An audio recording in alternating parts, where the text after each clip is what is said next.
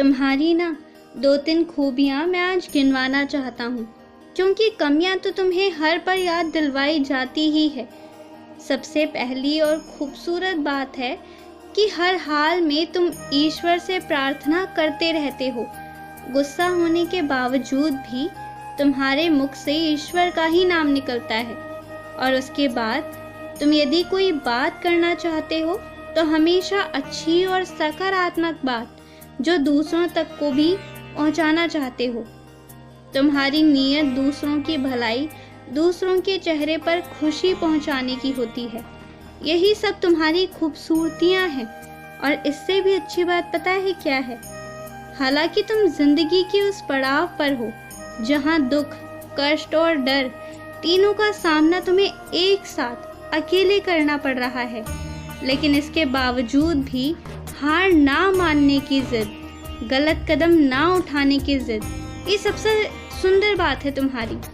और पता है, यही वो क्षण है जब से तुम्हें श्रीमद् भागवत गीता का पाठ भी करना चाहिए। और यदि वो ना भी कर सको तो फिर भी प्रतिदिन प्रातःकाल सुबह उठकर ध्यान करो। तुम्हारी शक्ति मंत्र जाप से बहुत बढ़ जाएगी। और जो जिस दिन का जैसा काम है उसे उसी दिन खत्म करो और रात में शांति से सोया करो। इस विश्वास के साथ सोया करो कि अगली सुबह भी तुम्हारा साईं तुम्हें दे रहा है। और एक बात मैं तुमसे कहूँगा कि तुम जैसे हो ना वैसे ही रहो। अपने आप को छुपाओ मत और अपने आप को इस दुनिया में खोने भी मत दो।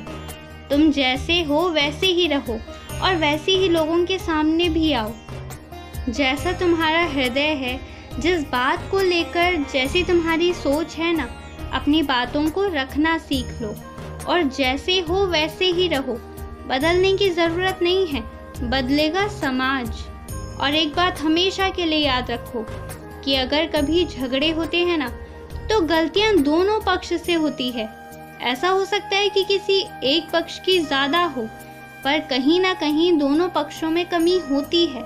तो वैसे में अगर कोई सारी गलती तुम्हारे ऊपर डाल देता है और तुम उसी का चिंतन करने में अपना समय और अपना दिन खराब करते हो, तो मेरे हिसाब से वो बहुत गलत है। जितना दोष तुम अपने ऊपर लेते रहोगे ना, उतने ही बेचैन होकर जियोगे। इसलिए अपने आप को माफ़ कर दो। जो गलतियां तुमने की है ना, सिर्फ उसके लिए माफ़ करो। और जो गलतियां तुमने की ही नहीं है, उसे अपने सर पर मत लेना, कभी भी नहीं। और अब जाकर तुम्हें समझ आया ना कि ज़िंदगी में सिर्फ पैसे ज़रूरी नहीं होते, सुकून, शांति भी बहुत ज़रूरी होती है। तो अगर जब कुछ मांगते हो तो सुकून, शांति के साथ साथ समृद्धि भी मांगा करो। शांति वाली ज़िंदगी बहुत ज़रूरी है। तुम्हारे घर पर जो भी खाना बन रहा है ना, वो मेरे आशीर्वाद से बन रहा है। कोई इंसान किसी को कुछ नहीं दे सकता, देने वाला ईश्वर होता है। अक्सर लोग इस बात को भूल जाते हैं। और जो तुम्हें खाने पीने पर ताने देते हैं ना, तुम उनसे दूरी बनाकर रखो। किसी को पैसे लौटाने की कोई ज़रूरत नहीं है, मैंने तुम्हें दिया है।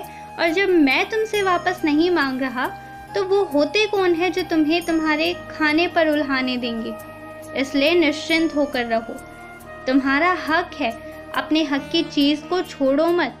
हमेशा खुश रहो, हमेशा मुस्कुराते रहो। और याद रखना, तुम कभी अकेले नहीं हो, मैं हमेशा तुम्हारे साथ हूँ।